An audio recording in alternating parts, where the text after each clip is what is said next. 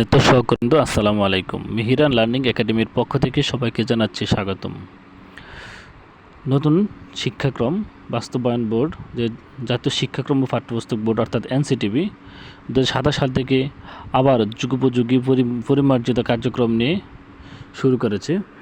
এর জন্য কোন ক্লাস থেকে বাস্তবায়ন করা হবে নতুন কারিকুলাম এবং কি কাকে প্রাধান্য দেওয়া হবে এবং কোন কোন দেশের শিক্ষাক্রম নিয়ে গবেষণা করা হবে সে সম্পর্কে একটি আপডেট দিয়েছে যে জাতীয় শিক্ষাক্রম ও পাঠ্যপুস্তক বোর্ড। 2027 সাল থেকে পুরো শিক্ষাক্রমকে অর্থাৎ কারিকুলাম আরও যুগোপযোগী করে বড় পরিসরে পরিমার্জনের পরিকল্পনা করেছে জাতীয় শিক্ষাক্রম ও পাঠ্যপুস্তক বোর্ড এনসিটিবি।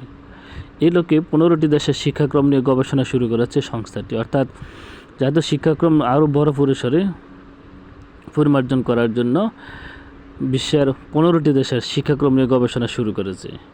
একই সঙ্গে চলছে নানা ধরনের মূল্যায়ন, রিভিউ ও অ্যাসেসমেন্ট। তবে এই পরিমার্জিত শিক্ষাক্রম দাফে দাফে বাস্তবায়ন করা হবে। শুরুতে 6ষ্ঠ শ্রেণী থেকে এর বাস্তবায়ন শুরু পরিকল্পনা রয়েছে, শুরু থেকে ক্লাস 6 থেকে এটা বাস্তবায়ন করা হবে।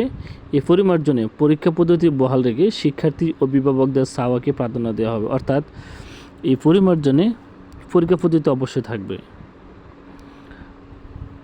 আর এটাকে প্রাধান্য দেওয়া হবে শিক্ষার্থী এবং অভিভাবকদের চাওয়াকে। সূত্র জানায়, অপরিকল্পিতভাবে শিক্ষক, শিক্ষার্থী ও অভিভাবকদের মতামত উপেক্ষা করে 2023 সাল থেকে ধাপে ধাপে নতুন শিক্ষাক্রম বাস্তবায়নের কাজ শুরু হয়। গত 3 বছরে প্রথম, দ্বিতীয়, তৃতীয়, ষষ্ঠ, সপ্তম, অষ্টম ও নবম শ্রেণীতে নতুন শিক্ষাক্রম চালু করা হয়। 2025 সালে চতুর্থ, পঞ্চম ও দশম শ্রেণীতে নতুন শিক্ষাক্রম চালুর পরিকল্পনা থাকলেও রাজনৈতিক পরিবর্তনের কারণে নতুন শিক্ষাক্রমের পুরোটাই স্থগিত করা হয়। ফলে 2012 সালে পুরনো যে শিক্ষাক্রম এটাই আবার নতুন করে বল রাখা হয়, অর্থাৎ 2025 সালে যে দশম শ্রেণীতে চালু করা, চতুর্থ, পঞ্চম এবং দশম শ্রেণীতে চালু করার কথা ছিল, রাজনৈতিক পট পরিবর্তনের কারণে এই শিক্ষাক্রম পুরোটাই স্থগিত করা হয়। আর যেহেতু স্থগিত করা হয় সেহেতু 2012 সালের যে নতুন পুরনো শিক্ষাক্রম ছিল, 2012 সালে সেই পুরনো শিক্ষাক্রমকে আবার পুনর্বহাল করা হয়। সংশ্লিষ্ট ব্যক্তিরা বলছেন 2023 সালে যে কারিকুলাম চালু করা হয় তাতে পরীক্ষা ব্যবস্থায় অনেকটা তুলে দেওয়া হয়েছে। 23 সালে যে নতুন কারিকুলাম দেওয়া হয়েছিল এটাতে পরীক্ষা ব্যবস্থায় অনেকটা তুলে দেওয়া হয়েছিল, আর বেশিরভাগই ছিল ব্যবহারিক নির্ভর পড়াশোনা। যেহেতু পরীক্ষা তুলে দিয়ে ব্যবহারিক নির্ভর করে তোলা হয়েছিল সেহেতু পরীক্ষার্থীরা পড়াশোনা থেকে মুখ ফিরিয়ে নেয়। অন্যদিকে 2012 সালে যে কারিকুলাম সেটা অনেকটাই পুরনো, একদিকে ওটা স্থগিত হয়ে যায়, অন্যদিকে 2012 সালে কারিকুলাম দিয়েছে যেটা অনেকটা পুরানো। গত 14 বছরে বিশ্বের শিক্ষা ব্যবস্থা অনেক পরিবর্তন এসেছে, ফলে যুগের সঙ্গে তাল মেলাতে হলে আমাদেরকে শিক্ষাক্রমেও বড় পরিমার্জন আনতে হবে।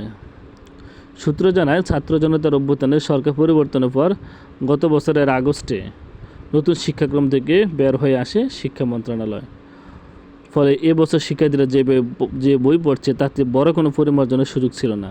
এছাড়া শেষ সময় বই ছাপাতে গিয়ে শিক্ষার্থীরা অনেক দেরিতে বই পায়। 2026 সালে যে বই শিক্ষার্থীরা পাবে সেখানেও বেশ কিছুটা পরিবর্তন আসবে। 27 সালে যে পরিমার্জন হবে সেটা পদ্ধতিগত কিছুটা পরিবর্তন আসতে হবে, তবে পরীক্ষা পদ্ধতি বহাল রেখেই পরিমার্জন করা হবে। এনসিটিবির অতিরিক্ত দায়িত্বে যিনি চেয়ারম্যান উনি রবিউল কবির চৌধুরী কালের কণ্ঠকে বলেন, 27 সাল থেকে আমরা পরিমার্জিত কারিকুলাম চালু পরিকল্পনা করেছি। সেই লক্ষ্যে আমরা নানা প্রস্তুতিমূলক কাজ করছি। পরিমার্জিত কারিকুলামে অবশ্যই শিক্ষক, শিক্ষার্থী ও অভিভাবকদের চাওয়াকে প্রাধান্য দেওয়া হবে, সোসাইটির ডিমান্ডকে প্রাধান্য দেওয়া হবে। আমরা 15টি দেশে কারিকুলাম নিয়ে গবেষণা করছি, মূলত বিশ্বের সঙ্গে তাল মিলিয়ে দেশি কনটেক্সটের আলোকে এই পরিমার্জন করা হবে। তবে এই ধরনের পরিমার্জনে সরকারের অনুমোদন প্রয়োজন, তার অনুমোদন দিলে আমরা পুরোপুরিভাবে কাজ শুরু করব।